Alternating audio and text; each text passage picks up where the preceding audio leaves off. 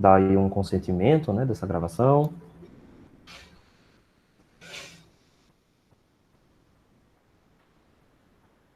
Ok, acho que agora já está gravando normalmente.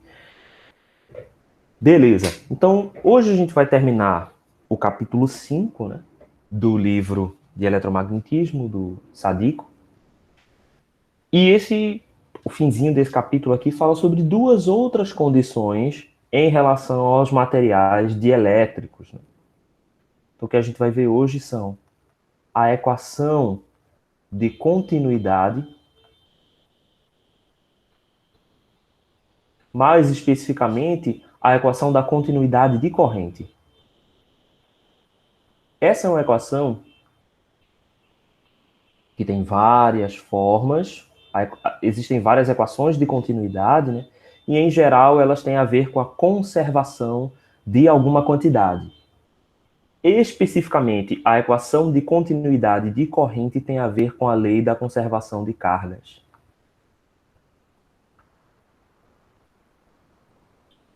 Que basicamente afirma que a gente não consegue criar ou fazer desaparecer cargas elétricas, né? A gente não consegue nem criar e nem sumir com cargas elétricas. Essa é a lei da conservação de cargas. E a gente vai ver como é que isso se expressa através dessa equação de continuidade. E a segunda coisa que a gente vai ver hoje são as condições de fronteira. As condições de fronteira têm a ver com regiões em que eu tenho, por exemplo, uma separação entre dois meios com uma permissividade 1 e uma permissividade 2. O que é que acontece com o campo elétrico quando ele se aproxima desta região? Vai acontecer um fenômeno que é o campo elétrico, ele vai sofrer uma certa alteração na sua direção, só pelo fato de ter atravessado de um meio para o outro. A esse efeito a gente dá o nome de difração. Ou melhor, refração. Certo? Então a gente vai observar essas condições de fronteira. O que é que acontece, né, quando eu estou na fronteira aqui entre dois meios com permissividade elétrica diferentes? Isso, inclusive, pode ser um meio dielétrico e o vácuo. Pode também ser um condutor e um meio dielétrico. Enfim, essas combinações aqui, né? Pode ser um condutor e um meio dielétrico, condutor e o vácuo, e entre dois meios de condições de permissividades diferentes. Certo? Tem alguma buzina que não para aqui em algum lugar. Algum alarme de um carro disparou. Mas enfim, vamos ver a equação da continuidade, certo?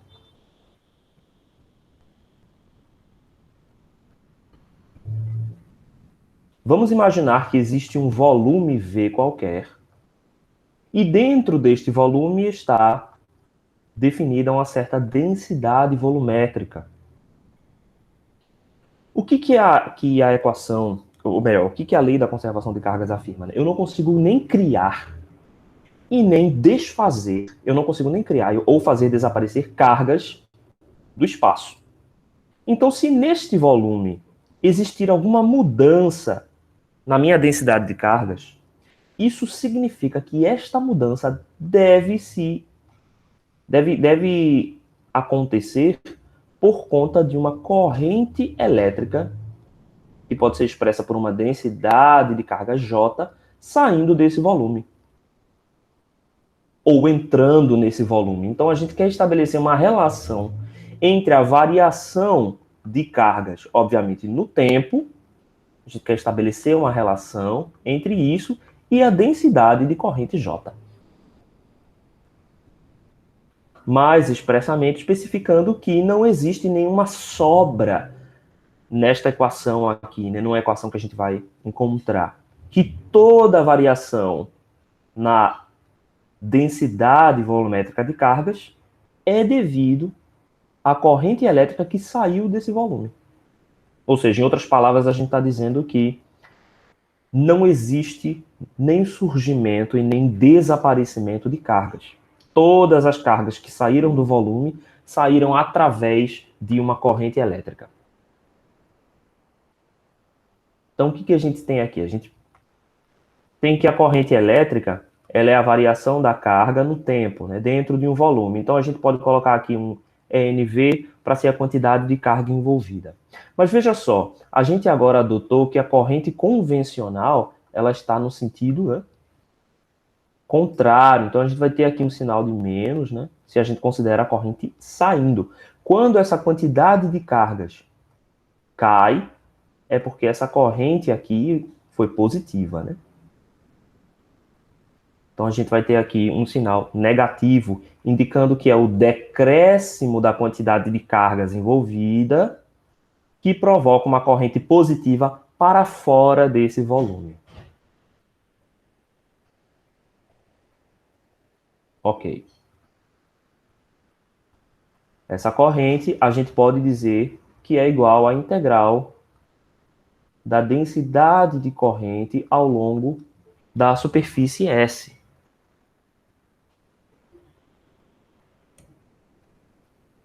Certo? E a gente pode aplicar aqui o teorema da divergência, né, já que a gente tem uma integral de um campo vetorial ao longo de uma superfície fechada. Então, pelo teorema da divergência, esta quantidade aqui vai se igualar à integral no volume do divergente de J dV. Até aí tudo bem, não é? Ok. E eu posso expressar a minha quantidade de cargas agora observando o outro lado da equação. Né? Eu posso obter o meu valor da quantidade de cargas envolvida como sendo... Então, eu vou colocar a derivada aqui para fora e vou reescrever a quantidade de cargas envolvidas como sendo a integral volumétrica da densidade de cargas, ρV dV. Então, eu tenho a seguinte equivalência, né? A integral do divergente de J no volume vai ser igual a menos... Na verdade, deixa eu reescrever isso aqui, porque o que acontece? O segundo termo da equação, né? Essa derivada aqui em t, a derivada no tempo, não depende do volume. São duas variáveis independentes. Então, eu posso fazer essas operações aqui na ordem que eu quiser. Eu posso trocar as ordens da derivada e da integral. Então, eu posso reescrever esse cara daqui como a integral volumétrica da derivada de ρV em função do tempo dv. Em que esse dv é o elemento infinitesimal de volume. Então, eu tenho como resultado que essas duas quantidades se igualam. Então, o divergente do campo J é igual a menos a variação no tempo da densidade volumétrica. A gente chama essa quantidade aqui de equação da continuidade. Por que continuidade? Porque ela aponta para a continuidade da existência de cargas. Ou seja, se a minha densidade volumétrica de cargas em um espaço diminuiu, isso é devido a uma corrente elétrica. E aí, como essa equação da continuidade tem a mesma versão, né? A mesma versão em outras grandezas, em outras áreas da física, né? Então a gente tem a equação da continuidade nos campos gravitacionais, enfim, em outras situações. A gente chama esta equação da continuidade particularmente de equação da continuidade de corrente.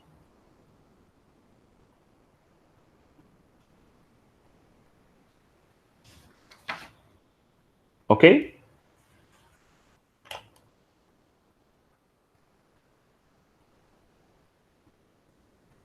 Então, beleza. O que a gente pode, por exemplo, encontrar a partir desta equação? Vamos imaginar que nós temos um volume, certo? Agora imagine que neste volume eu coloco uma distribuição de cargas livres. Rho V qualquer aqui. Eu vou colocar um Rho V zero, que vai ser uma distribuição de cargas inicial. Rho V zero. O que vai acontecer? Se a gente observa o que está acontecendo aqui, vamos supor que ela é inicialmente homogênea, certo? O que vai acontecer aqui? Vamos supor que essas cargas são livres. Cargas livres. O que quer dizer que elas são cargas livres? São cargas que podem se movimentar dentro desta região aqui. E se todas elas tiverem o mesmo valor, né? Porque a gente está supondo que essa distribuição é uniforme, pela lei de Gauss, a gente sabe que vai surgir um campo elétrico, ou melhor, uma força elétrica, né? Vai surgir uma força elétrica repulsiva entre essas cargas. Se as minhas cargas são livres, isso significa que elas se difundem para a extremidade do meu material. Em um material dielétrico, essa difusão é muito lenta. Mas em um material condutor, essa difusão é bastante rápida. E isso vai depender da condutividade sigma do meu material. Se a minha condutividade for mais alta, essa difusão acontece mais rapidamente. E o equilíbrio vai acontecer quando eu não tiver mais campo elétrico resultante, né? Isso implica que todas as cargas estarão na extremidade do meu volume. Eu não tenho... Para que o campo elétrico seja igual a zero no interior desse condutor e, portanto, não haja mais movimento, ou seja, atingindo o equilíbrio, é preciso que a minha densidade volumétrica seja também igual a zero. No interior desse condutor aqui, por exemplo. É por isso que a gente fala que os condutores elétricos perfeitos, que a gente também pode chamá-lo de PEC, não tem cargas no seu interior e o campo elétrico no seu interior é igual a zero. Né? Porque para o condutor elétrico perfeito, como ele tem condutividade infinita, esta difusão acontece num tempo t igual a zero. Né? Ela aconteceria num tempo ideal igual a zero. Agora, se o meu material não tem condutividade infinita, qual é o tempo necessário para que essa difusão aconteça? É isso que a gente vai tentar encontrar através dessa equação. Então vamos voltar à nossa situação em que eu tenho a distribuição de cargas internamente, uma distribuição homogênea, ρ v zero. Quais são as informações que eu tenho, né, sobre essa região? Primeiro de tudo, aqui é indiferente se eu estou tratando esta região como condutor ou como dielétrico, certo? O que eu sei é que a minha condutividade sigma, ela não é infinita. Então, eu não tenho um condutor elétrico perfeito. Eu posso interpretar esse cara daqui independente do meu material. Eu sei que ele vai ter uma certa permissividade elétrica relativa, e eu sei também que ele vai ter uma condutividade que é finita, certo? São essas informações que eu tenho. Se for um condutor, eu posso expressá-lo da mesma forma, certo? Só que o valor da minha condutividade vai ser muito alto. Se for um dielétrico, o valor da minha condutividade vai ser muito baixa, mas o comportamento das cargas aqui vai ser o mesmo, certo? Eu tenho também a lei de Gauss. Então, a lei de Gauss afirma que dentro deste meu material, o divergente do campo elétrico é igual a ρV dividido por epsilon. Esse epsilon aqui, né, vai ser εr e ε0, né? O epsilon interno aqui do meu material, certo? Então, o que eu tenho aqui, na verdade, é a lei de Gauss, o divergente de D, né? Divergente de D é igual a ρV, mas D é igual a εE, para um material que tem permissividade diferente da permissividade elétrica do vácuo. Então, se eu considero que o meu material é homogêneo, então eu posso tirar esse epsilon aqui dessa derivada, né? Posso tirar ele do meu divergente. Então, isso resulta nesta forma aqui da lei de Gauss. Que mais que eu tenho? Eu tenho a lei de Ohm. A lei de Ohm afirma que a minha densidade de corrente é igual à condutividade vezes o campo elétrico.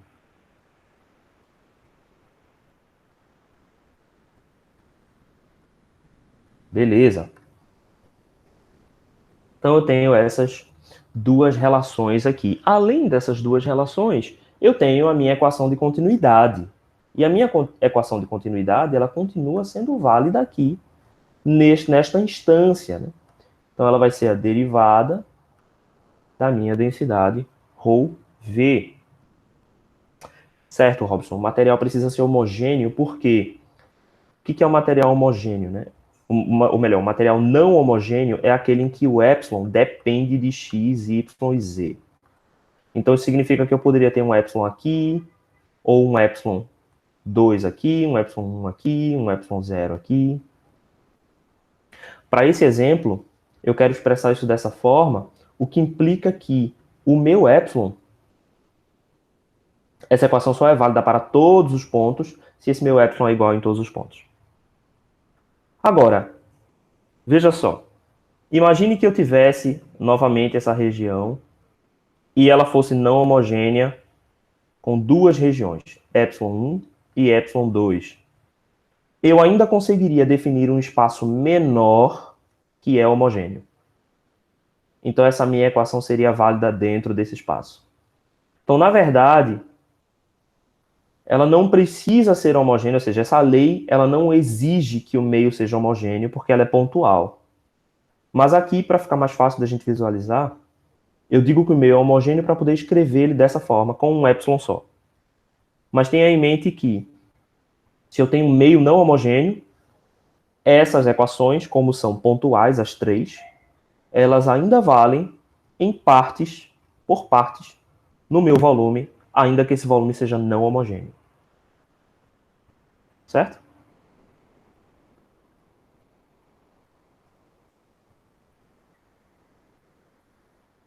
Beleza. Então tenho essas três equações aqui. Então eu vou começar a fazer substituições aqui nessas equações, né? Eu posso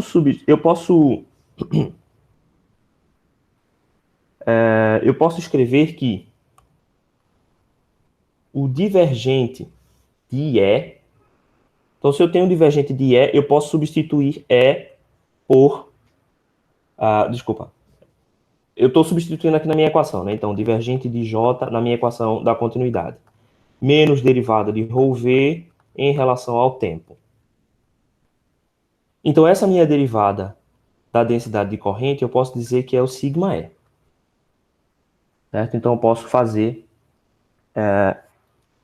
dizer que é essa derivada aqui. Só que o que acontece? Essa minha derivada, se a minha condutividade é constante no meio homogêneo, então eu posso colocar ela para fora, né? Posso chamar esse cara daqui de sigma divergente de E.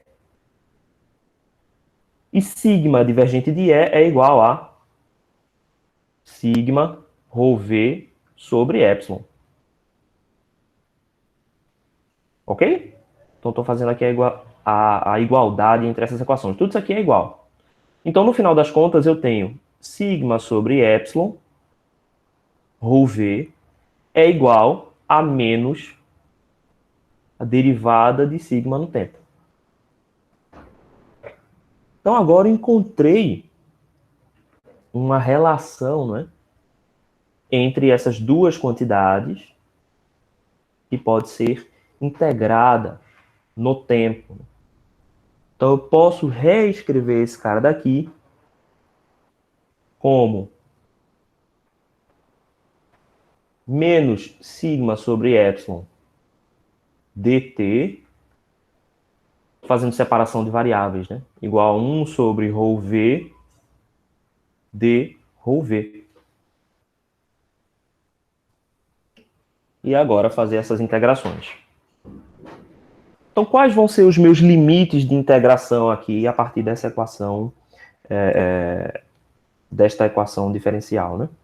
Eu vou integrar dos dois lados. Em um lado eu vou integrar em relação ao tempo e no outro lado eu vou integrar em relação à minha densidade volumétrica de cargas. Então, no tempo, eu vou supor que esta minha densidade ρv0, a minha densidade inicial ρv0, acontece no tempo t igual a zero. Né? Faz sentido. A gente vai colocar a origem do sistema no ponto onde eu tenho ρv0. Então, meu limite inferior de integração na densidade será o próprio ρv0 e ele vai equivaler ao tempo t igual a zero. E como a gente quer obter uma equação que seja variável, né? A gente não quer integrar até um ponto definido, a gente quer integrar até um ponto t qualquer, então nós vamos integrar de 0 a t de um lado da equação, e do outro lado da equação nós vamos integrar até um certo ρv de t. Um ponto indefinido, certo? Então essa minha primeira integração vai dar menos... Opa, deixa eu pegar o preto aqui. Mentira que eu fiz isso. Volta. Ah, consegui. Então essa minha primeira integração será menos sigma sobre epsilon t. E a minha segunda integração é o logaritmo neperiano final menos inicial, né? Então, ln de ρv sobre ρv0. Né? Porque final menos inicial, eu posso depois juntar esses logaritmos. Então, isso implica que, no final das contas, eu vou ter a minha equação ρv de t vai ser igual a ρv0 e elevado a menos sigma sobre sigma sobre epsilon t. Beleza. Então, o que a gente encontrou aqui? Que vai haver um decaimento exponencial da quantidade de carga dentro desse volume. Então, este volume irá se dissipar exponencialmente. A gente pode chamar essa quantidade aqui de uma constante de tempo, né? Muito nos moldes daquilo que a gente fez lá em circuitos. Então, a gente pode reescrever essa equação aqui como um certo ρv0 é elevado a menos t sobre tr. Você está falando de quê? Como passou daqui para cá? Você está falando como que eu passei dessa equação para essa? Eu elevei. Eu elevei, né? Eleva dos dois lados. Eu faço E elevado a menos sigma sobre epsilon igual a E elevado a ln de ρv sobre ρv0.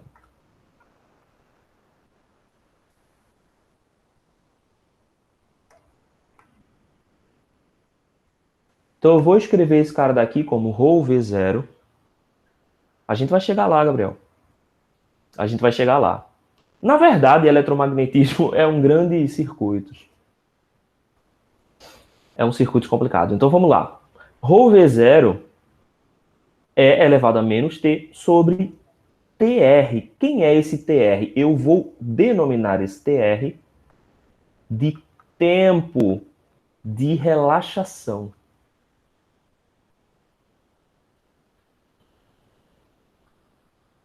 E ele é o tempo necessário para que a minha carga inicial seja reduzida por um fator E elevado a menos 1. Esse fator E elevado a menos 1 é aproximadamente 36,8% da minha carga inicial.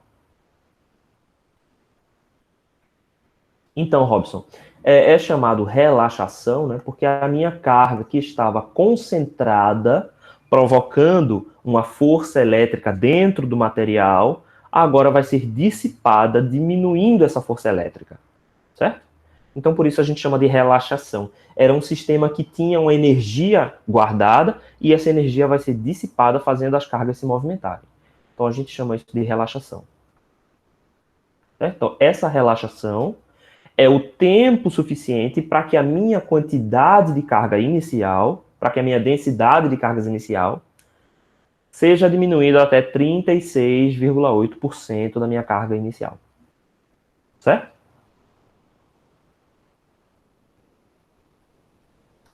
Ok. Beleza. Como é que a gente visualiza isso, por exemplo, em termos de circuitos, né? Vamos visualizar quem seria essa constante aqui. Quem seria essa constante aqui num volume regular?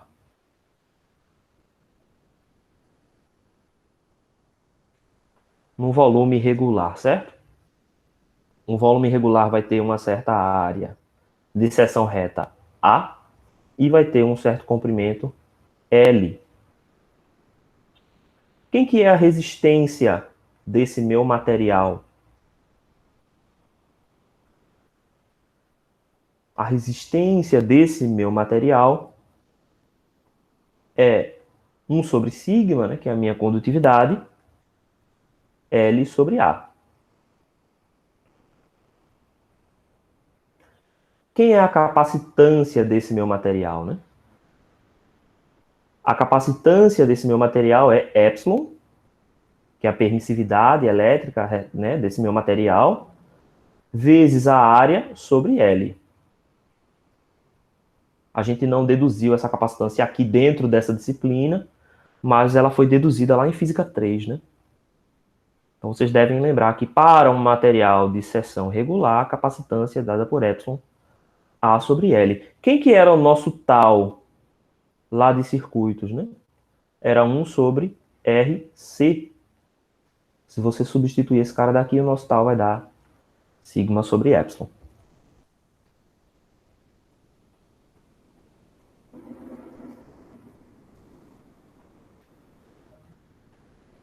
Beleza? Então tá aqui a relação entre o nosso tempo de relaxação lá de circuitos e aqui aquilo que a gente encontrou na forma mais generalizada para eletromagnetismo. Mas lembre-se que em circuitos, né, a gente considera o modelo equivalente deste efeito como sendo um resistor e um capacitor em série, por exemplo. Né?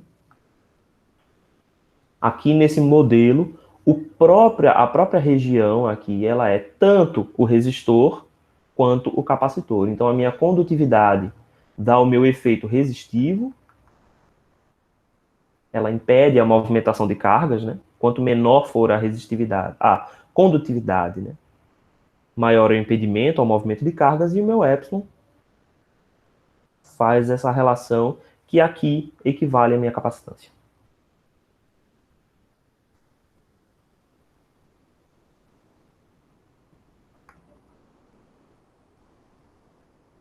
Ok?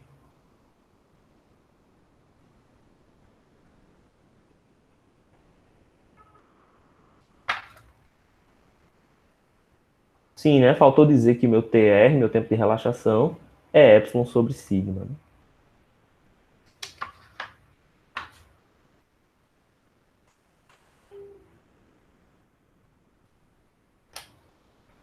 Beleza.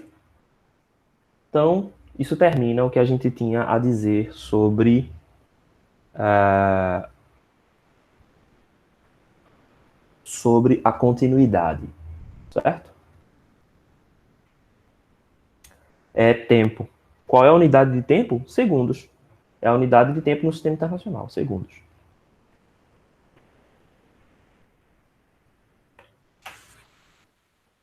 Beleza, então vamos agora avaliar a condição de fronteiras. Deixa eu apagar isso aqui. Como é que eu faço para deletar essa página inteira? Bem, eu não sei e não vou procurar isso agora não. Estou com 3 páginas. Ok, vamos lá. Vamos agora avaliar as condições de fronteiras.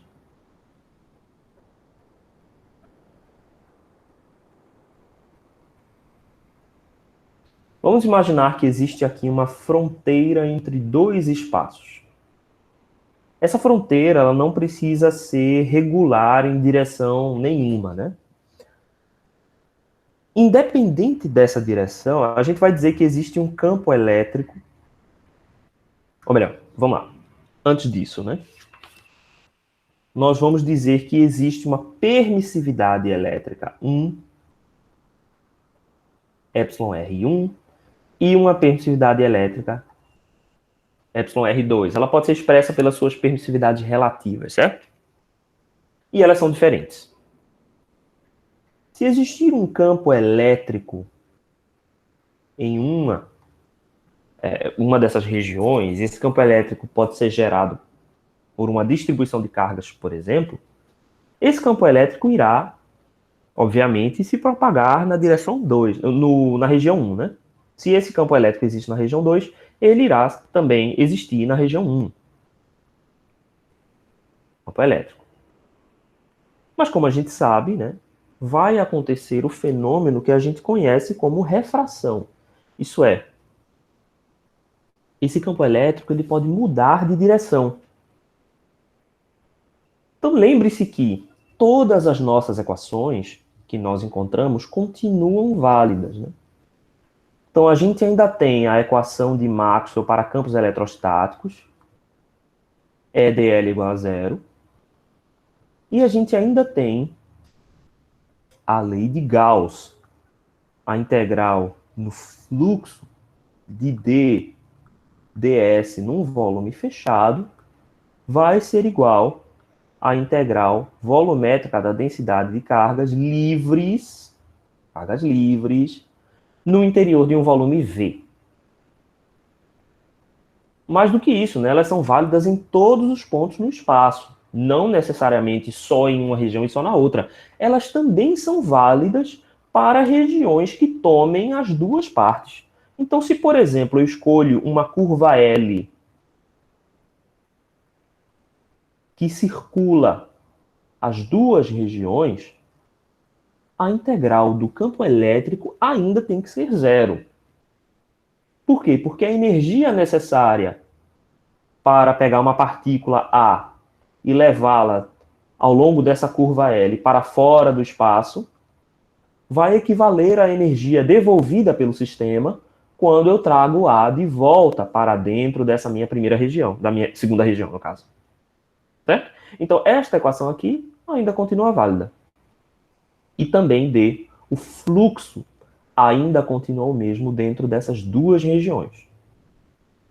Então, o que é que nós vamos fazer? Nós vamos pegar o campo elétrico e dividi-lo em duas parcelas. Obviamente que essa divisão, ela já é sabendo, né, que a gente sabendo do resultado, né, a gente já escolhe convenientemente. Então vamos dizer que isso aqui é a região 1, isso aqui é a região 2. Nós vamos fazer uma separação das variáveis campo elétrico e densidade de fluxo elétrico em um novo sistema de coordenadas. Um novo sistema de coordenadas, certo? A gente vai colocar um vetor normal a esta interface. E o vetor normal a esta interface vai ser AN. E os outros dois vetores nós vamos colocar como sendo tangenciais. Então a gente vai ter os outros dois vetores aqui tangencial 1 e o outro tangencial 2.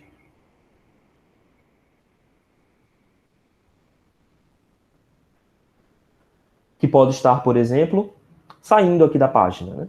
Então, se ele está saindo da página, o nosso sistema vai ser vai ser destrógeno quando a gente faz AN vetorial AT2 igual a AT1. Obviamente, quando a gente tem aquelas superfícies regulares, então, por exemplo, se é uma esfera, se eu estou trabalhando com uma esfera,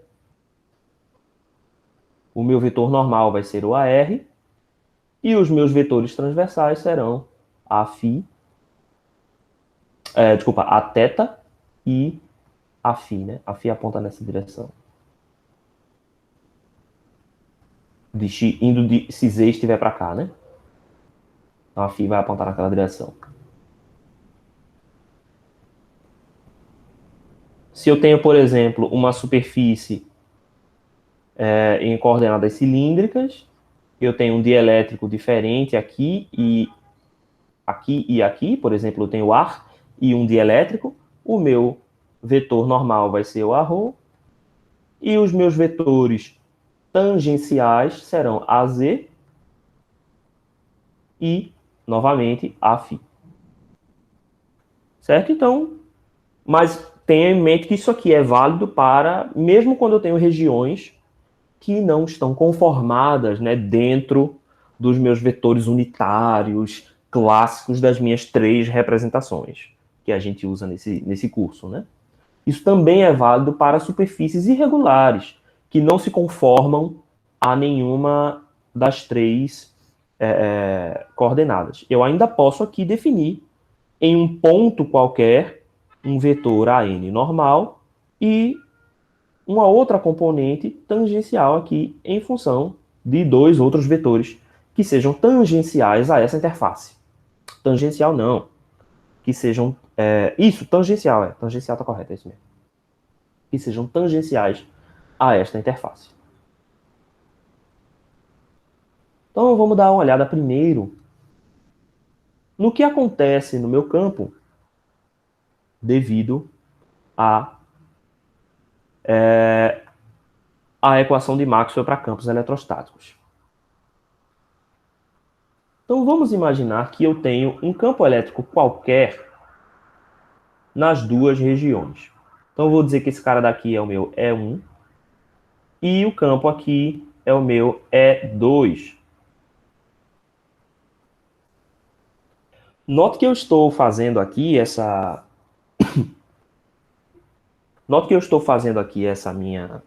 meu desenho em qualquer direção, tá? Eles não vão apontar na mesma direção se os épsilons forem diferentes. Eu estou desenhando aqui de maneira arbitrária. Então, eu posso dizer que o meu campo elétrico E1 é uma soma de 2 componentes. Essa primeira componente vai ser o meu campo elétrico 1 normal à minha superfície. E essa minha segunda componente vai ser o meu campo elétrico 1 tangencial, é um T. Veja que para representar E1 tangencial eu preciso definir um plano, certo? Porque E1 tem 3 dimensões.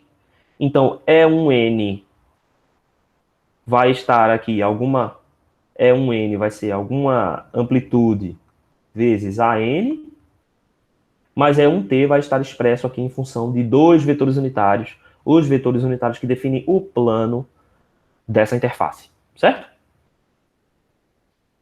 Mas para análise basta a gente saber componente normal, componente transversal, mas todo mundo concorda que eu posso fazer essa representação, né? E E2 também vai ser representado como E2 normal e E2 transversal. Beleza. Aí agora eu vou escolher uma curva.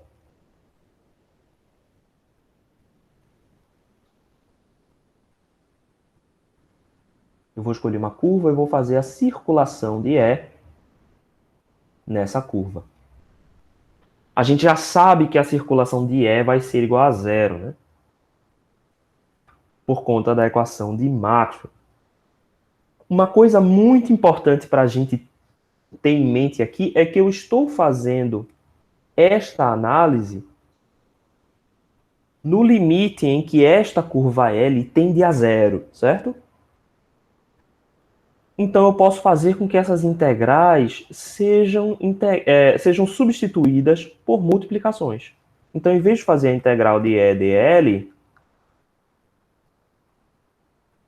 se é muito maior quando comparado ao meu comprimento L, eu posso supor que o meu campo elétrico é constante na variação de L. Então, eu posso substituir esse cara daqui por E vezes o meu ΔL qualquer aqui, por região. Vocês entenderam isso? Então, eu estou supondo que o meu dl é muito pequeno. Isso implica que nesta região, o meu campo elétrico não varia. Eu vou considerar que o meu campo elétrico é constante numa proximidade da interface. Vou fazer com que esse meu caminho L tenda a zero. Ok? Beleza. Então eu vou dizer que eu tenho aqui uma certa variação no comprimento, que eu vou chamar de ΔW, e uma certa variação no comprimento, que eu vou chamar de ΔH. Eu estou fazendo uma variação na altura e uma variação na largura dessa curva. Então, quem é que vai ser a minha circulação do campo elétrico E?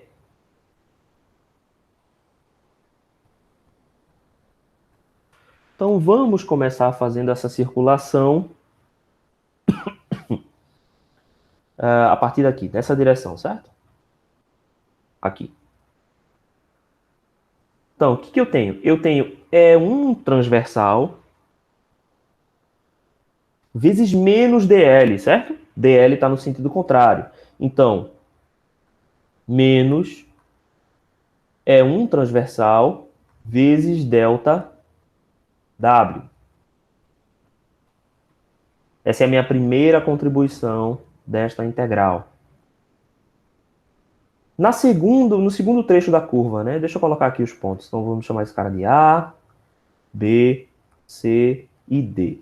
Então, quando eu integro de A a B, isso me resulta em menos E1T ΔW, porque a componente transversal do campo elétrico está na direção contrária da minha integração dl.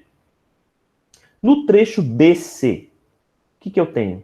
Veja que o trecho BC existe uma mudança aqui no campo elétrico, né? Para metade do caminho, o meu campo elétrico é o E1N. Para a outra metade do caminho, o meu campo elétrico é o E2N. Então, na minha primeira metade do caminho, eu vou dizer que a minha contribuição é menos E1N vezes ΔH sobre 2. Ou seja, na metade do meu caminho, a minha contribuição nessa circulação vai ser E1N na direção contrária de ds. E no resto do caminho, a minha contribuição vai ser menos E2N, menos a componente normal em E2, ΔH sobre 2. Deixa eu apagar isso aqui. Eu vou precisar desse espaço. Beleza, agora vamos fazer a integral no caminho CD, de C para D. Então, de C para D, agora eu estou agora no meu meio 2. Então, no meio 2, eu vou ter o campo elétrico E2 na direção transversal, só que agora positiva, né?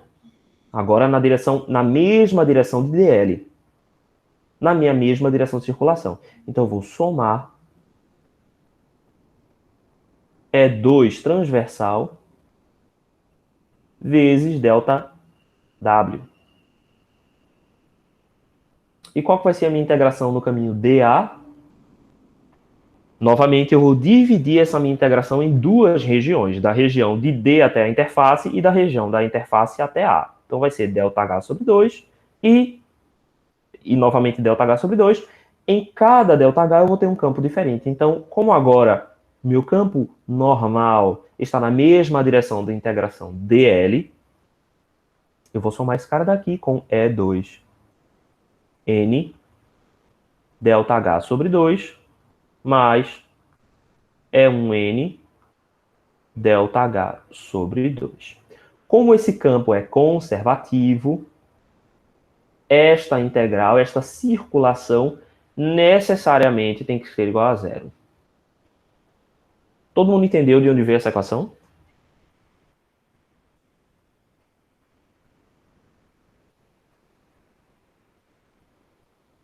Beleza.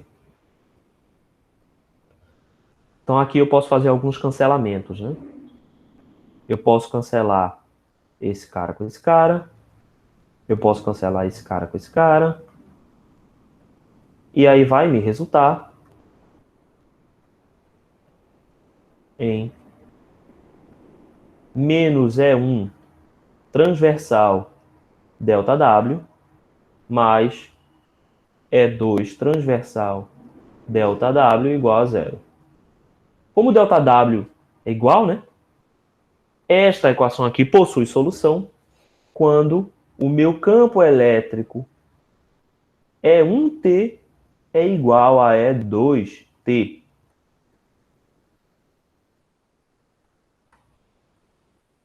Veja que resultado interessante, né?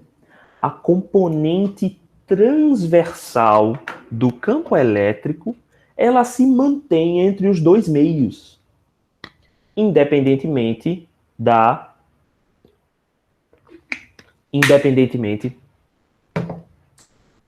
permissividade elétrica, certo? Então, a minha componente transversal é 1T e é 2T do campo elétrico se mantém as mesmas. E quanto ao meu vetor D,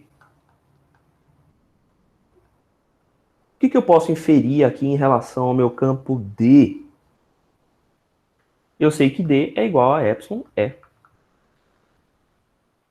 Isso só vale para campos eletrostáticos, tá, gente? Só vale para campos eletrostáticos.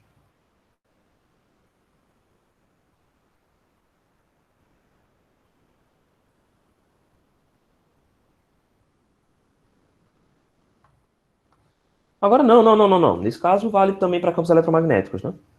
Porque o campo continua sendo conservativo. Então, em qualquer instante de tempo, o campo elétrico continua sendo conservativo. Então, vale para campos eletrostáticos, mas vale também para campos eletromagnéticos.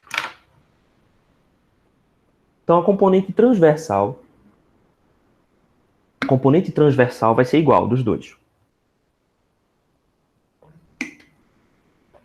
Então, vamos lá. O que mais? A gente pode substituir esse campo elétrico por D1 transversal sobre epsilon. Quem é que vai ser esse epsilon aqui? Epsilon 1, né? Igual a D2 transversal sobre epsilon 2.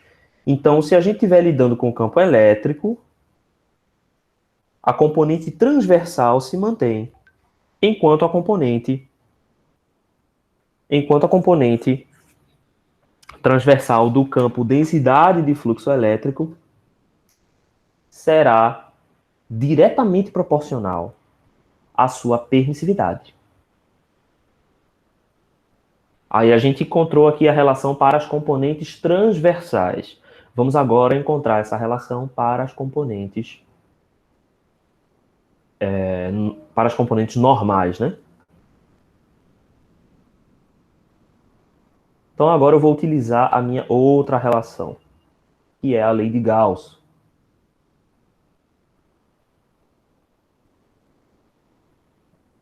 Deixa eu desenhar uma reta melhorzinha aqui, vai.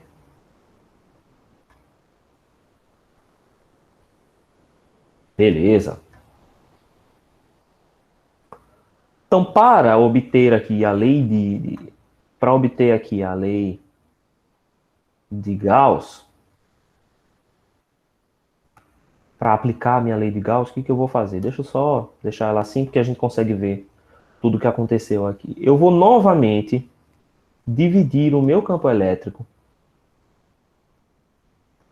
em componentes. Então, esse cara daqui vai ser o meu campo elétrico E1. E esse cara daqui vai ser meu campo elétrico E2. Então, esse cara daqui vai ser a componente normal, E1N, e a componente transversal, E2 normal, E2 transversal. Beleza. Agora eu vou usar a lei de Gauss, né? Eu vou usar a lei de Gauss na sua forma integral. Então, a integral do fluxo elétrico, então a integral do meu vetor densidade de fluxo elétrico ao longo de uma superfície fechada será igual à integral no volume de ρV dV. Só que o que acontece aqui? Estes materiais são materiais dielétricos, né? Então nós vamos supor que existindo um campo elétrico aqui, como a gente viu anteriormente, vai existir uma indução de cargas ligadas, ρ, PS, aqui na interface entre as duas. Porém, a lei de Gauss e o campo D referem-se às cargas livres. A minha densidade de cargas livres nessa interface, o meu ρS, é igual a zero, mesmo existindo um campo elétrico dentro dessa região. Então, a menos que no problema seja descrito que especificamente existe uma distribuição de cargas na interface, a gente vai assumir que não há essa densidade de cargas livres na interface de dois materiais dielétricos, né? Ela não surge do nada, certo? Então, do ponto de vista da lei de Gauss, essa densidade aqui continua sendo igual a zero. Essa densidade de cargas livres é igual a zero. Beleza. Então, agora eu vou tomar um volume nesta superfície.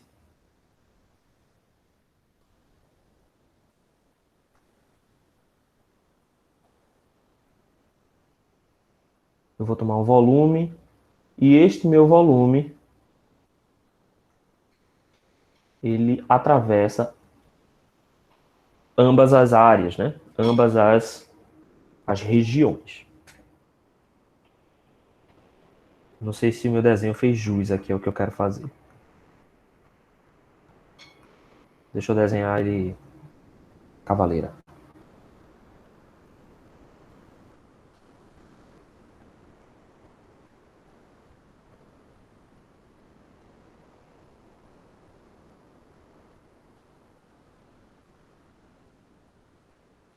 Também não sei se esse desenho fez muito jus, não. Pera aí.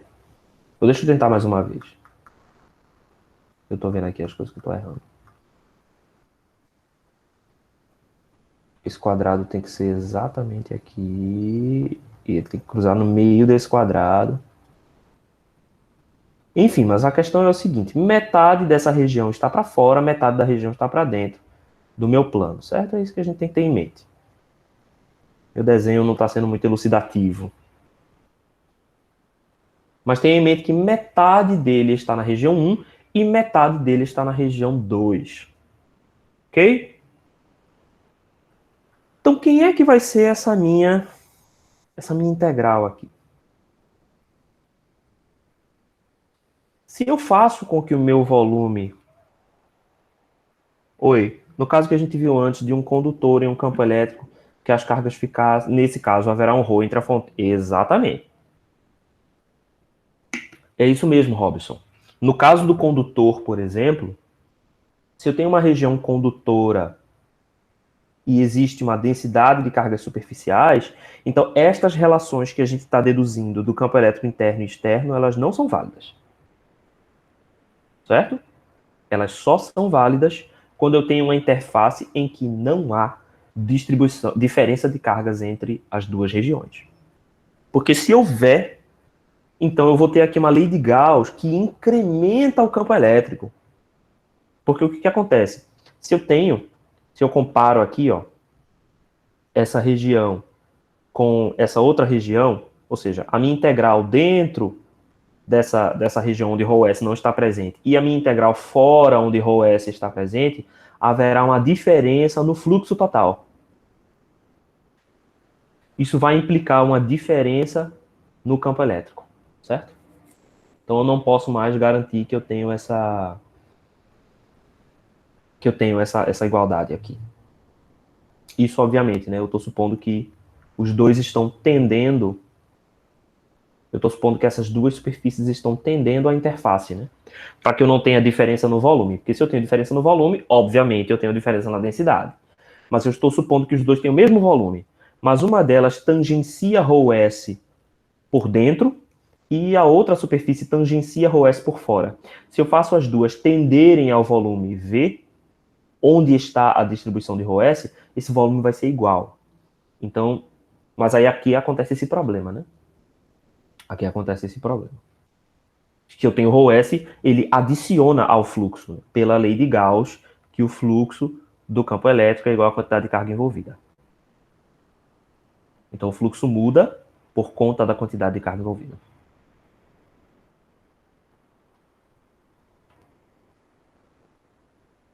Beleza.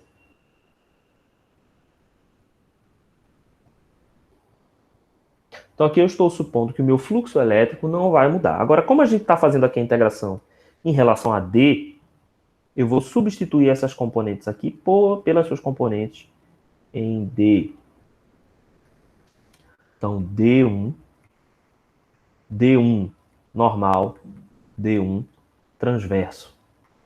Tangencial, transverso não. D2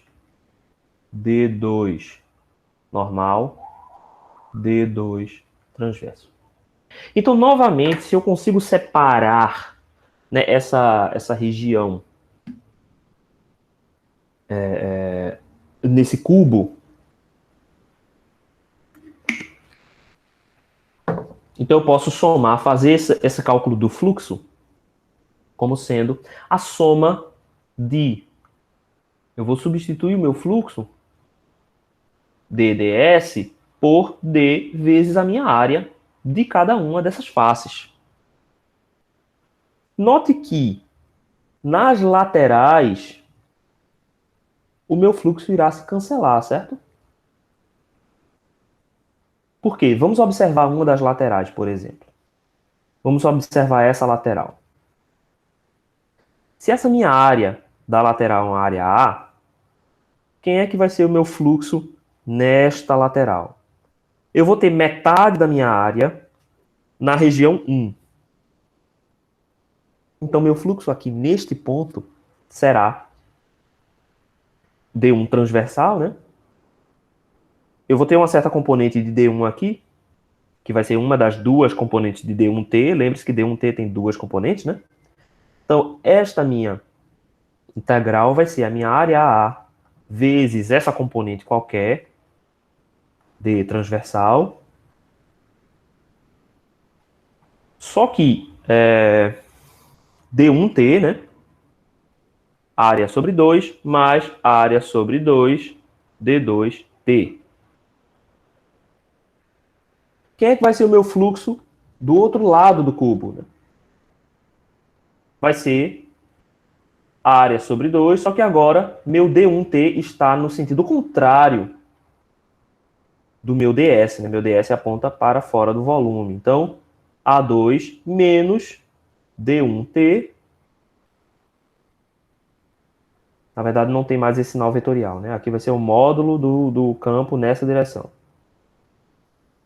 Mais A sobre 2 menos D2T. Então, estas duas quantidades irão se cancelar. A mesma coisa vai acontecer nessa direção aqui, né? Nos outros dois cubos. Então, nessa direção aqui, o fluxo na superfície frontal vai ser igual ao fluxo na superfície traseira.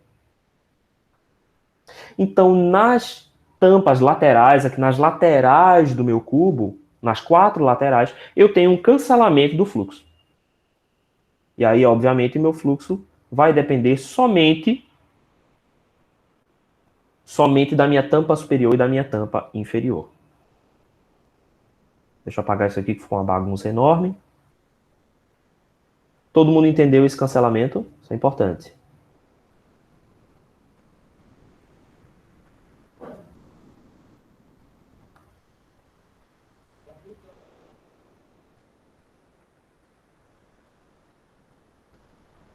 Ok, beleza. Então vamos voltar aqui ao nosso problema. A gente tem o cubo.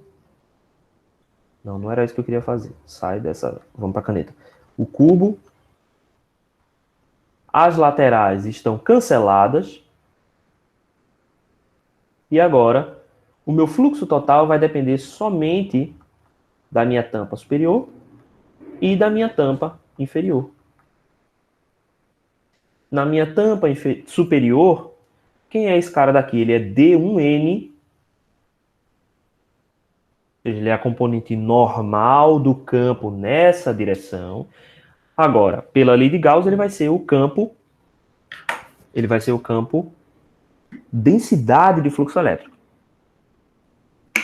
D1N vezes A.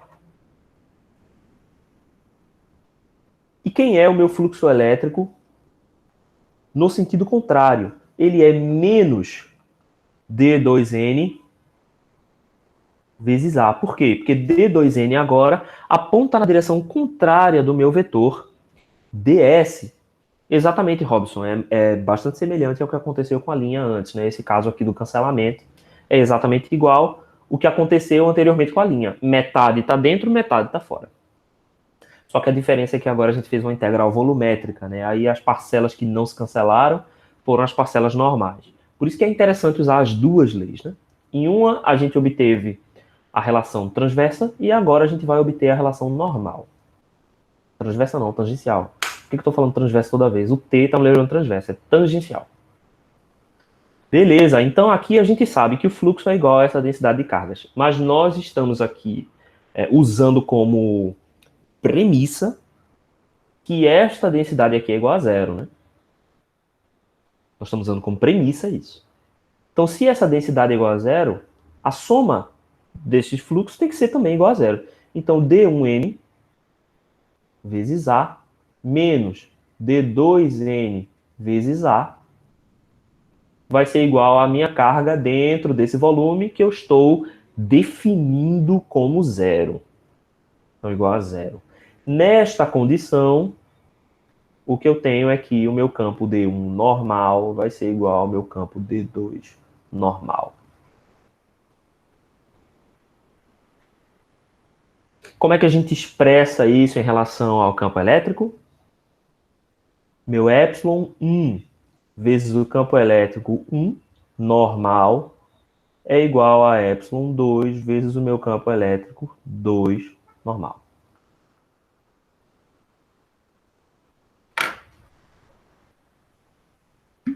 Perfeito?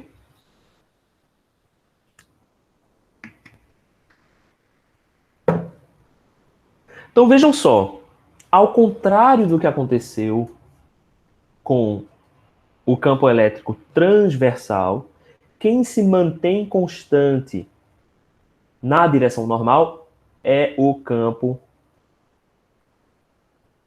é a componente normal do vetor densidade de campo elétrico.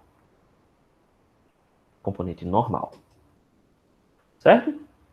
Então vamos dar uma olhada na figura geral aqui para a gente comparar uma situação com a outra. Deixa eu apagar isso aqui. Comparar uma situação com a outra. Quando a gente avalia a condição de fronteira, a componente tangencial do campo elétrico se mantém. E a componente normal do campo densidade de fluxo elétrico se mantém.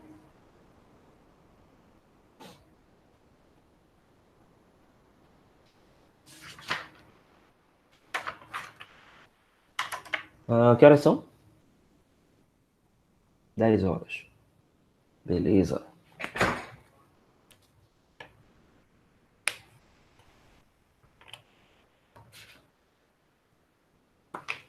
Então vamos tentar encontrar qual é o ângulo, né? Qual é o ângulo θ1 e θ2. Dado as permissividades elétricas, quais são os ângulos θ1 e θ2 de incidência de E1 e E2, né? A lei da refração, né? Então vamos supor que nós temos agora, novamente, aqui uma diferença de meios, né? Eu tenho o meio 1 com um certo ε1 e o meio 2 com um certo ε2. E vamos supor agora que o meu campo elétrico em 1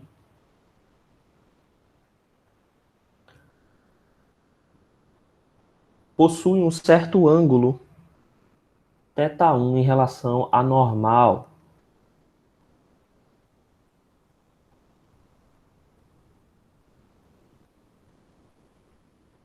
Ficou feio, vamos lá. θ1. E vamos supor aqui que o meu campo elétrico 2 possui um ângulo θ2 em relação também à normal, né? Em relação à componente normal. Então vamos dizer aqui que eu tenho o meu campo elétrico é 1 e o meu campo elétrico é 2. A esses campos elétricos eu posso também associar duas outras quantidades, que são o meu campo elétrico D1. Desculpa, o campo elétrico não, nada a ver. O campo densidade de fluxo elétrico D1 e o campo densidade de fluxo elétrico D2.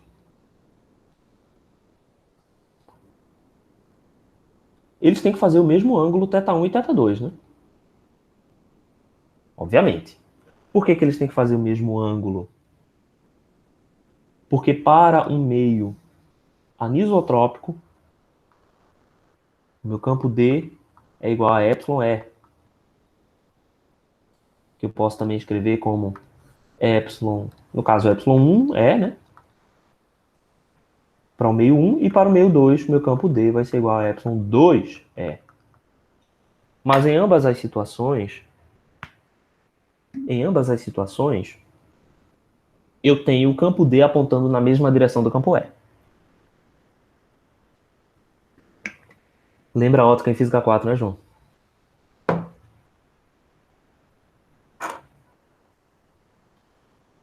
Beleza, então eu tenho essas duas situações, eu sei que D e E têm que apontar na mesma direção. Só que quais são as informações que eu tenho sobre esses ângulos, né? A gente pode ver aqui, ó. Então, o meu campo elétrico, a componente transversal é a mesma. Então, ET1 é igual a ET2. Então, vamos colocar esse cara daqui no campo elétrico. A minha componente transversal, não. Por que eu estou falando transversal o tempo todo? É a componente tangencial. Então, a minha componente tangencial é 1T é igual à minha componente tangencial é 2T. São iguais aqui, né? Então, E1T é igual a E2T. Desculpa, eu falei anisotrópico, Robson. Não, material isotrópico. Certo? O material aqui é isotrópico. D e E apontam na mesma direção. Tá? Beleza. E aqui a minha condição para o vetor D é que as minhas componentes normais apontam na mesma direção, né? Aqui, ó. Então, meu D normal e D2 normal apontam na mesma direção, mas são iguais, né? O importante é que eles são iguais. Então, o meu D1 normal é igual ao meu D2 normal.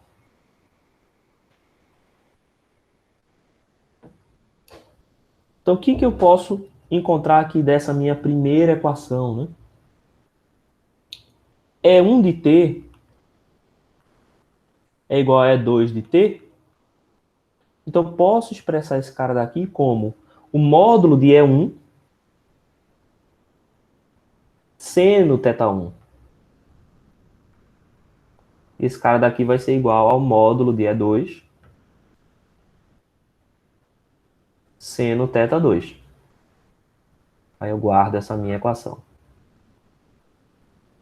Já para o meu outro, o que eu tenho na minha comparação em relação ao campo densidade de fluxo elétrico?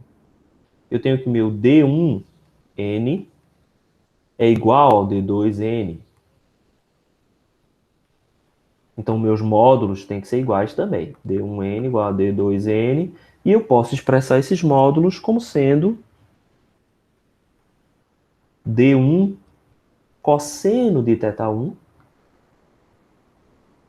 igual a D2 cosseno de θ2. Certo? Estou fazendo aqui a relação através do cosseno desses dois ângulos. E eu posso relacionar o meu campo D ao meu campo elétrico E, escrevendo ε1 é 1 cosseno de θ1 igual a ε2 é 2 cosseno de θ2.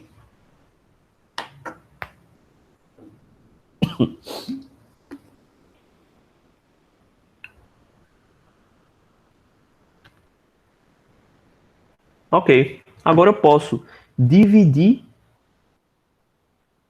uma equação pela outra.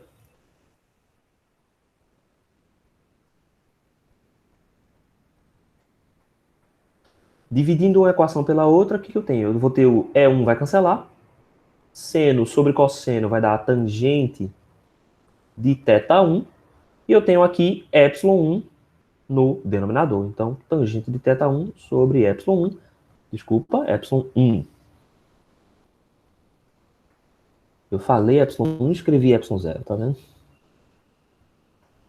Tangente de θ1 sobre ε1 igual a tangente de θ2 sobre ε2.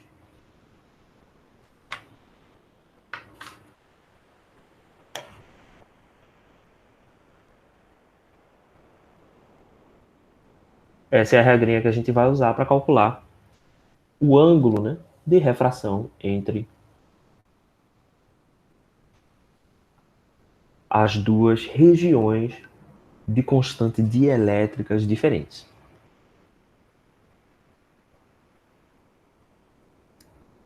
Beleza?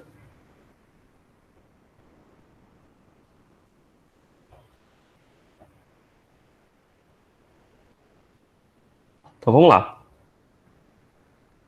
Qual é a próxima?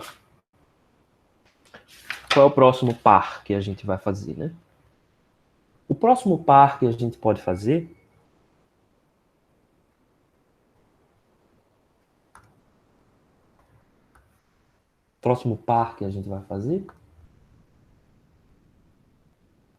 é a interface entre um condutor.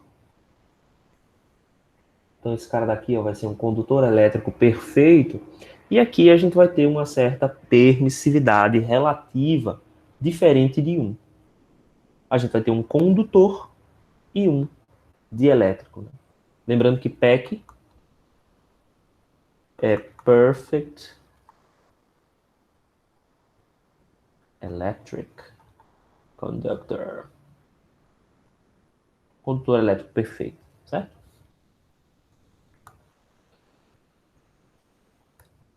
Qual que é a grande diferença do condutor elétrico perfeito? Como a gente comentou anteriormente, o condutor elétrico perfeito é aquele que tem condutividade infinita. Isso significa que o seu tempo de relaxação é igual a zero. Se o tempo de relaxação é igual a zero,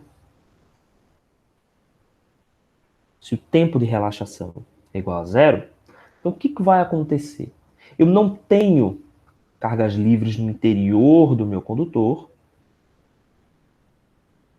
e o campo elétrico no interior desse condutor é igual a zero. O campo elétrico no interior do condutor é igual a zero. Beleza. No exemplo que a gente está usando aqui, ou melhor, para que essa regra seja válida, eu estou supondo que eu não tenho densidades de corrente entre as duas interfaces, certo? Então, eu estou supondo que interface é essa? É uma interface entre um condutor e um meio dielétrico, mas que o campo elétrico está surgindo de uma outra fonte que não seja uma distribuição de cargas na superfície do meu campo elétrico.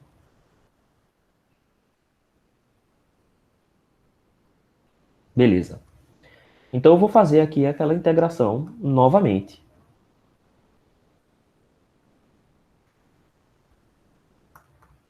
Eita, peraí, isso.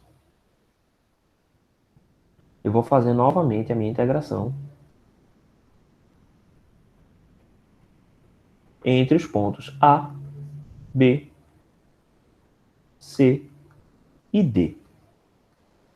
Só que agora a gente sabe que o campo elétrico interno é igual a zero.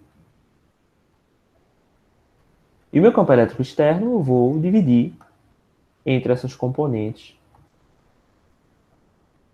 E1 normal e E1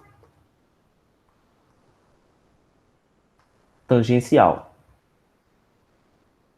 Beleza, então vamos agora fazer a integral de E dl, que tem que ser igual a zero.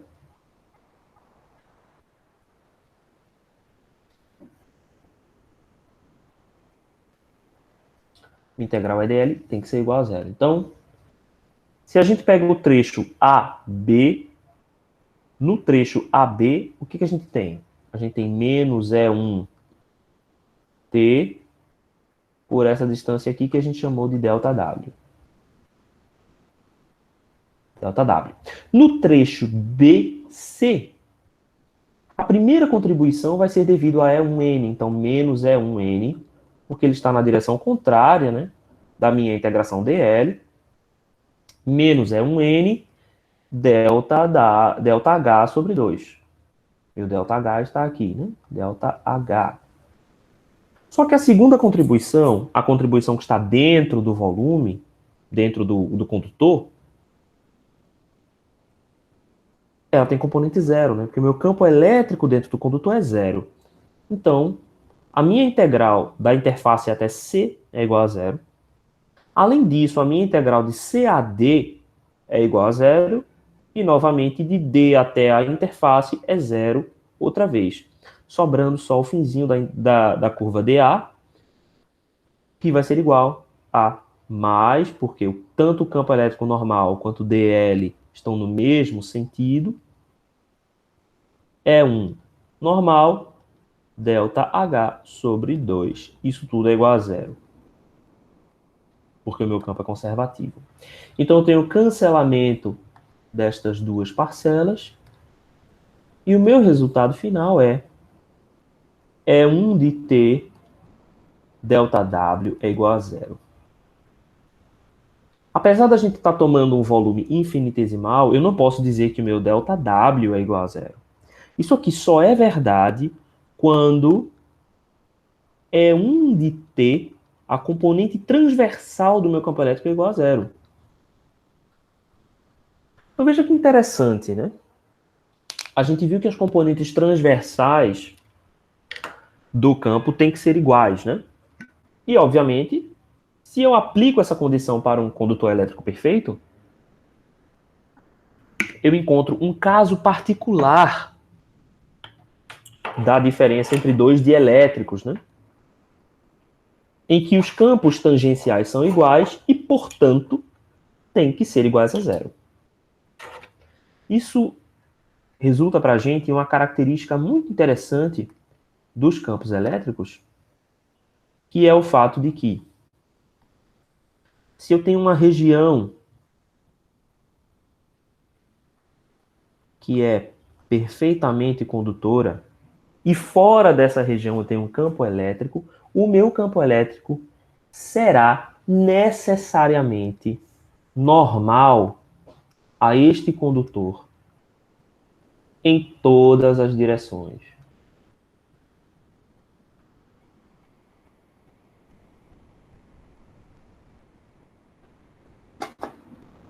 Por exemplo, o que acontece se eu tenho um campo elétrico uniforme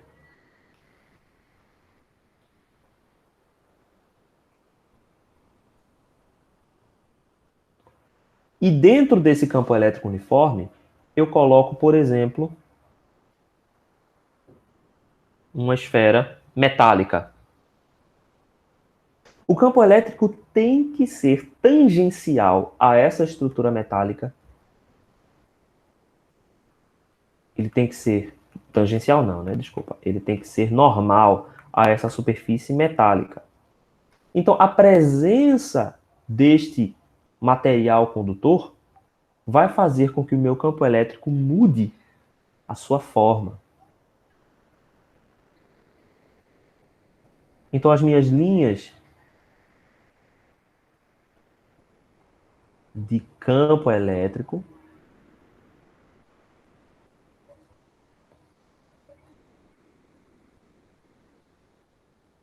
irão se deformar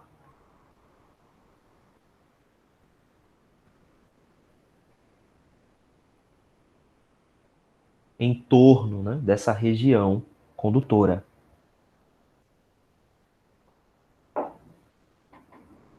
Certo? Então, só a presença de um material condutor, né, um material condutor perfeito, na presença de um campo elétrico uniforme, vai fazer com que as minhas linhas de campo se deformem em torno da minha região. Por quê? Porque o campo elétrico interno é zero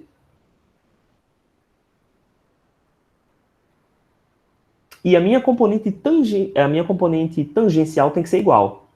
Então, a minha componente tangencial do campo elétrico ao longo de todo esse volume tem que ser igual a zero. É impossível existir, num condutor elétrico perfeito, componente tangencial.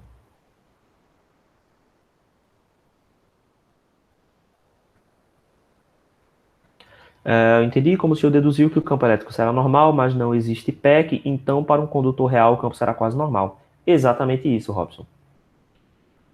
Para um condutor normal, o campo elétrico vai ser aproximadamente normal. Você ainda vai ter uma certa componente de campo tangencial.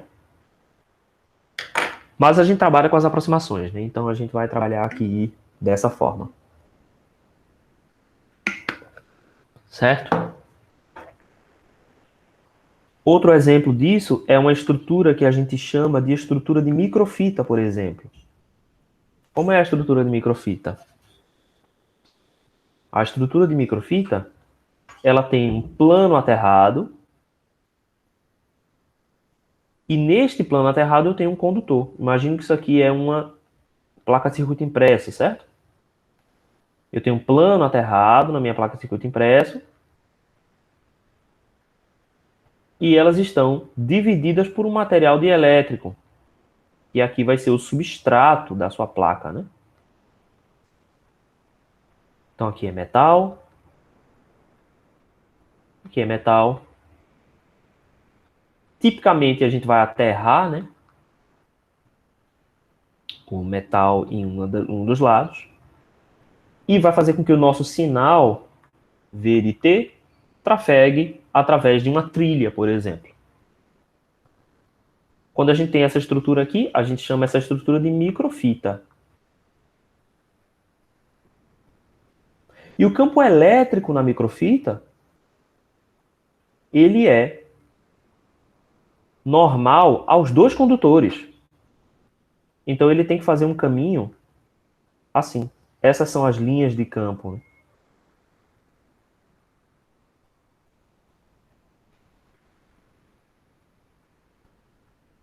Porque ele tem que ser ao mesmo tempo normal aos dois condutores.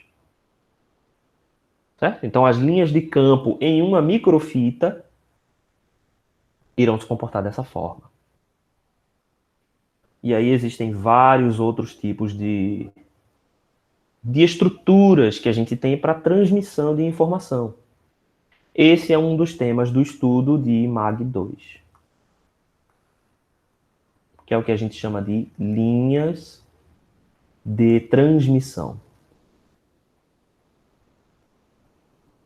Não confundir linhas de transmissão para eletromagnetismo com linhas de transmissão de energia elétrica, né? Tem algumas pessoas aqui de elétrica. Então, não confundir uma coisa com a outra. As duas são chamadas de linhas de transmissão, mas a razão delas existirem, as suas dimensões, o tipo de sinal que trafega, a função, é violentamente diferente. Certo?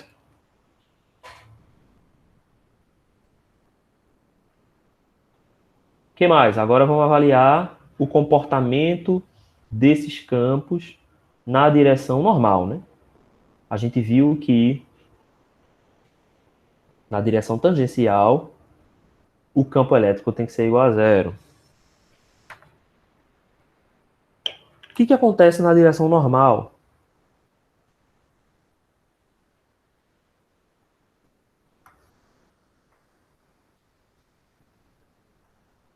O que acontece na direção normal? Então, novamente eu tenho... vou deixar vermelho mesmo. Novamente eu tenho um condutor elétrico perfeito. E aqui eu tenho um certo meio que tem um epsilon R qualquer. Lembrem-se que, se eu estiver comparando condutor e vácuo, é só fazer epsilon R igual a 1. Então, o caso condutor vácuo é um caso particular dessa análise que nós estamos fazendo aqui. Então, não precisa fazer de novo, tá? O livro até faz um caso particular para condutor vácuo, mas eu acho que não faz sentido isso. Então, vamos lá. Agora a gente vai aplicar a lei de Gauss. Então, vamos aqui colocar um condutor. Permita-me colocar um cilindro, porque isso vai ser mais fácil. Eu vou observar só a componente normal. Aqui vai acontecer a mesma coisa, né, do cancelamento das componentes tangenciais, e aqui a gente vai ter somente essas duas componentes. Então, como é a lei de Gauss, né? A lei de Gauss é a integral do meu fluxo elétrico, é igual à minha densidade volumétrica, integrada no volume dV. Então, se essa área daqui é a área A, né? O meu campo elétrico dentro do condutor continua sendo zero. E aqui eu estou avaliando o meu campo elétrico E1 na direção normal, multiplicado pelo meu vetor ds. Então, esta minha integral aqui, ela é cancelada nas paredes laterais, ela é igual a zero na tampa inferior, e na tampa superior, ela vai ser igual a componente normal, desculpa, de E, não, de D, né? Ela vai ser D1N, vou colocar um D aqui, D1N. Então, o módulo desse cara vezes a minha área A vai ser igual à minha quantidade de carga envolvida. E aí aqui nós temos um problema. Por quê? Se a minha quantidade envolvida for igual a zero,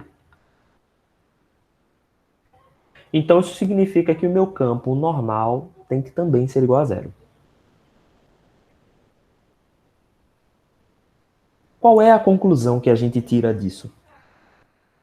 Quando eu tenho a minha situação de colocar uma esfera, por exemplo, de metal, uma esfera de condutor elétrico perfeito dentro de um campo elétrico, terá que haver uma carga envolvida.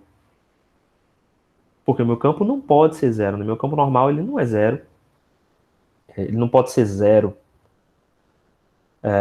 no metal. Então o que vai acontecer? Vai ser induzida uma carga superficial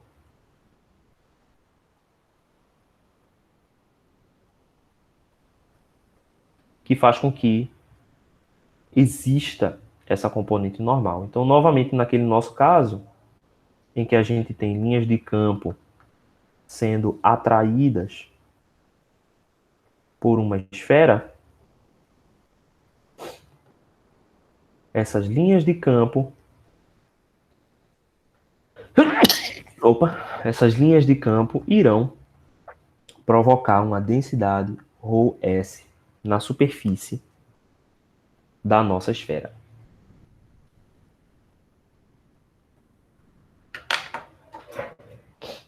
Certo? Então, haverá uma densidade de superfície e essa densidade superficial será igual. Boa. Essa densidade superficial será igual ao meu campo D vetorial não, campo D interno, o vetor normal. Só que como a gente sabe que todas as outras componentes que não são normais à superfície são iguais a zero, né? Então a gente pode dizer que ρS é igual a D, ao módulo de D na interface.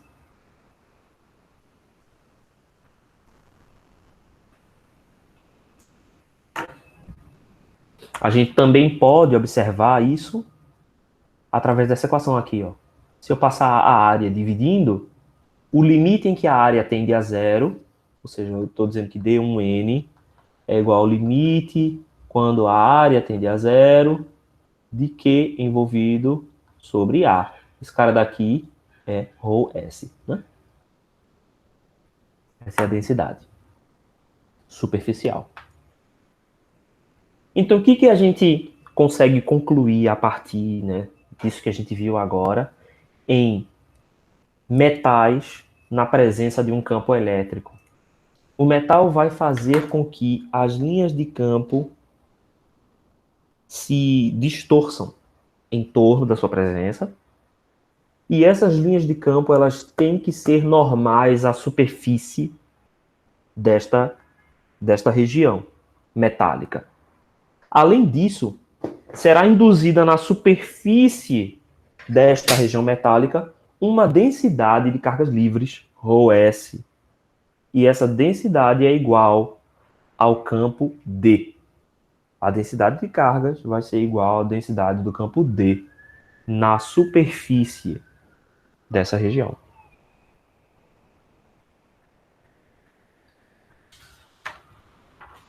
Beleza?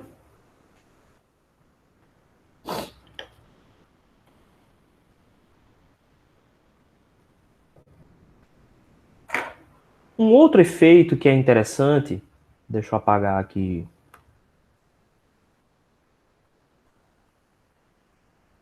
Deixa eu apagar aqui. Um outro efeito que é interessante é o efeito que a gente chama de blindagem.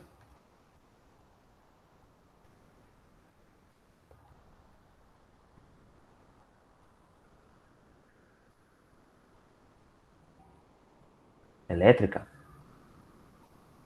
Imagine que eu tenho uma região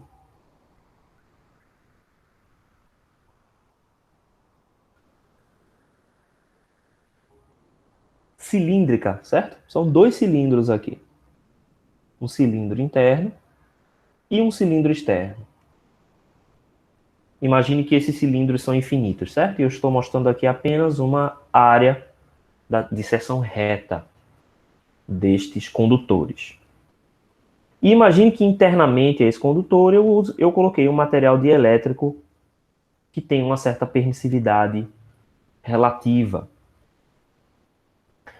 Se eu estabeleço um potencial elétrico para o meu condutor interno e aterro o meu condutor externo, haverá neste espaço um gradiente do campo elétrico que é diferente de zero.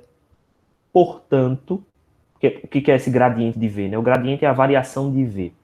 Portanto, haverá um campo elétrico interno aqui que é menos o gradiente de V dentro dessa região. Então, será induzido um campo elétrico dentro dessa região aqui. que vai ter simetria cilíndrica, né? Simetria radial cilíndrica. Então vai surgir um campo elétrico dentro dessa minha região. O campo elétrico ele tem que ser normal, tanto ao condutor interno quanto ao condutor externo. Então a única solução que a gente tem para isso é também uma distribuição radial no campo elétrico. Mas veja só, se o meu campo está presente dentro dessa região do cabo coaxial, imagine que agora eu tenho um campo elétrico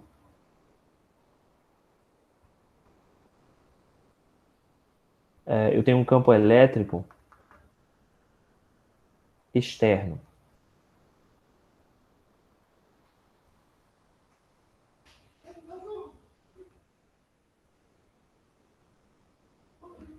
Campo elétrico externo. Esse campo elétrico irá deformar-se para ser normal ao condutor externo.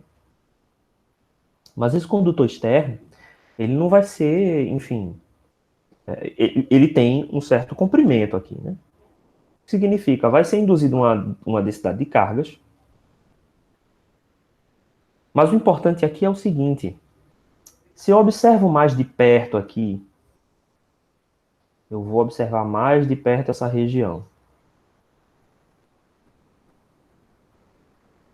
Espera aí. Eu vou observar mais de perto essa região. O que eu tenho? Eu tenho aqui as minhas duas paredes do condutor.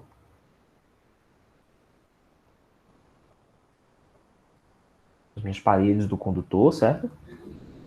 Dentro desse condutor eu tenho a minha região que possui a permissividade elétrica relativa do meu material dielétrico com o qual eu construí o meu cabo. E na parte externa eu tenho o ar, ou o vácuo, então de permissividade igual ao vácuo, né? O campo elétrico externo a essa região, ele será normal ao meu condutor.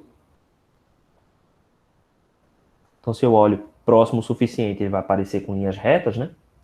E o meu campo elétrico interno também será normal ao meu condutor. Mas internamente no campo elétrico, internamente no condutor perfeito, zero.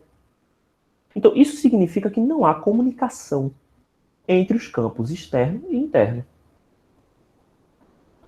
Esta informação ela é perdida, né, a partir do momento em que o campo elétrico dentro do meu condutor é igual a zero.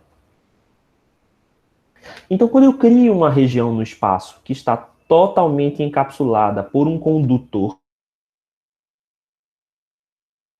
eu digo que aconteceu aqui uma blindagem elétrica. E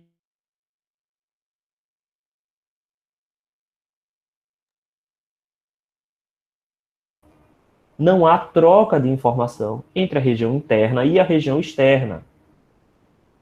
Certo? Por quê? Por conta dessas duas interfaces aqui, em que houve perda de informação nessas duas interfaces.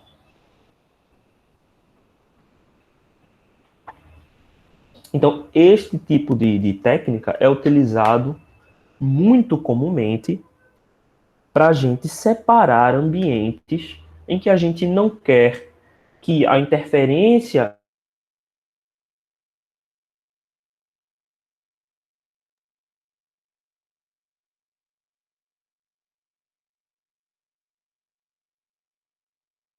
acoplar V de T, isso é indesejado, né? Que um sinal externo S de T interfira no meu sinal V de T, e o contrário também é indesejável, que o meu sinal V de T consiga induzir um campo elétrico externo. A gente usa, sim, Robson, esse tipo de blindagem em placas de circuito impresso. Né? Aqui eu estou mostrando para o cabo. Eu vou mostrar aqui um exemplo de circuito impresso. A gente chama esse cara daqui de cabo coaxial. Por que a gente chama esse nome? vem da palavra eixo, né? Então, eles são dois cilindros que têm o mesmo eixo. Se você olhar, os dois cilindros têm o mesmo eixo interno. Então, a gente chama esse cara daqui de cabo coaxial. Então, as informações de alta frequência são usadas, por exemplo, em cabos coaxiais. Então, o cabo que vai para a sua antena, ele pode ser um cabo coaxial, por exemplo. Aquele cabo branquinho da TV a cabo é um cabo coaxial. Existe um outro tipo de cancelamento eletromagnético, que é o par trançado. O par trançado, ele tenta fazer um cancelamento da indução. Mas aí isso é outra questão. Ali não é um caso de blindagem eletromagnética. É um cancelamento de indução. Mas o par trançado é uma outra opção. Só estou falando para a gente ter noção, né? E o par trançado, como ele não possui blindagem eletromagnética, ele é menos efetivo do que o cabo coaxial. Mas às vezes a gente vê os dois casos acontecendo, em que a gente tem um par trançado e fora do par trançado a gente ainda tem uma malha aterrada. Para que a gente tenha tanto a blindagem eletromagnética quanto o cancelamento de indução. Exemplo para placas de circuito impresso, né? Então, quando a gente faz a microfita, a gente já está fazendo algum certo tipo de blindagem, certo? Porque a gente tem um plano aterrado e aqui o sinal. Mas existe um outro tipo de transmissão que a gente chama de strip line, que utiliza dois condutores. Então eu tenho um aterramento embaixo e um aterramento em cima. É óbvio que esse tipo de blindagem ele só pode ser alcançado se você tem uma placa com múltiplos, como chama? Se você tem uma placa com múltiplos planos, certo? Então você não consegue fazer isso aqui com uma placa de duas faces. Você precisa no mínimo de três faces. Então o seu sinal V de T fica encapsulado entre dois sinais aterrados. Lembre-se que, quer dizer, lembre-se não, né? Porque tem gente do quarto período aqui. Mas para quem já cursou eletrônica, você deve se lembrar que um potencial constante para pequenos sinais funciona exatamente igual a um curto-circuito. Se você não viu isso em lugar nenhum, então tenha um pouco de calma. A gente, ou o novo professor que entrou agora, né? Eles já foram nomeados, inclusive, os professores. Então, eu ou outro professor vai entrar em detalhes em relação a isso com vocês. Mas eu posso, numa placa de circuito impresso, por exemplo, vamos supor que eu tenho uma placa de circuito impresso com 4 faces. Então eu posso, por exemplo, colocar a minha face superior como sendo um VCC, vamos dizer que seja mais 10 volts. A minha face inferior como sendo o meu terra. E nas faces internas eu ponho os meus sinais. Essa é uma opção que eu tenho de fazer. Então esse cara daqui performa uma blindagem eletromagnética. Em geral, quando você precisa fazer uma blindagem eletromagnética assim, boa o suficiente, você não vai usar só 4 faces, aqui seria com 4 faces, né? Você vai usar mais do que 4 faces. Por uma razão de fabricação, é normal a gente encontrar faces em números pares, tá? Não é muito comum a gente encontrar em números ímpares. Então, o que normalmente a gente encontra é o seguinte. Nas faces superior e nas faces inferior, a gente deixa só para conexões e sinais lentos. O que quer dizer um sinal lento? Um sinal lento é aquele que tem uma frequência baixa. Então aqui são sinais de alimentação, sinais que não vão variar com frequências muito altas. Na camada seguinte, a gente coloca layers de Alimentação. Então, a gente pode botar aqui a alimentação VCC, mais 10 volts, por exemplo. Aqui a gente pode botar menos VCC, então esse cara daqui seria igual a menos 10 volts. Por exemplo, alimentações, sinais de alimentação. Pode ser um GND aqui também, se você quiser. Na camada seguinte, a gente coloca sinais rápidos. Então, aqui a gente está colocando sinais rápidos. E por sinais rápidos, agora a gente quer dizer sinais com frequências altas. E dentro desses sinais aqui, numa outra camada, a gente coloca uma outra camada de alimentação. Um GND, por exemplo, aqui. Ó. Então, duas camadas de GND. Então, a gente usou quantas camadas aqui? 1, 2, 3, 4, 8. Então, esse é uma das possíveis soluções que a gente utiliza quando a gente tem sinais rápidos e sinais lentos numa mesma placa em que a gente precisa colocar esses sinais isolados uns dos outros. Por que é uma ideia horrível você colocar sinais rápidos e lentos na mesma camada? Porque vai haver uma indução de cargas de um condutor para o outro. Certo? Que horas são? São 10h47. Gente, eu vou ficar por aqui na aula de hoje, certo? Porque, bem, eu vou precisar agora fazer uma outra coisa, tá? Mas isso termina o nosso capítulo 5. Tem 2 exemplos aqui, que são 2 exemplos numéricos, então eu sugiro que vocês vejam esses exemplos numéricos, tá? Que vocês leiam no livro, porque é bem tranquilo, são as aplicações daquilo que a gente obteve aqui, então acho que é legal um exercício de vocês verem, certo? E eu vou precisar sair agora. Já dá para fazer a lista toda, certo? A gente acabou agora o exemplo acabou agora todo o capítulo 5. Na próxima aula a gente vai voltar com o capítulo 6, que é amanhã. Ok? Beleza, pessoal. Até amanhã.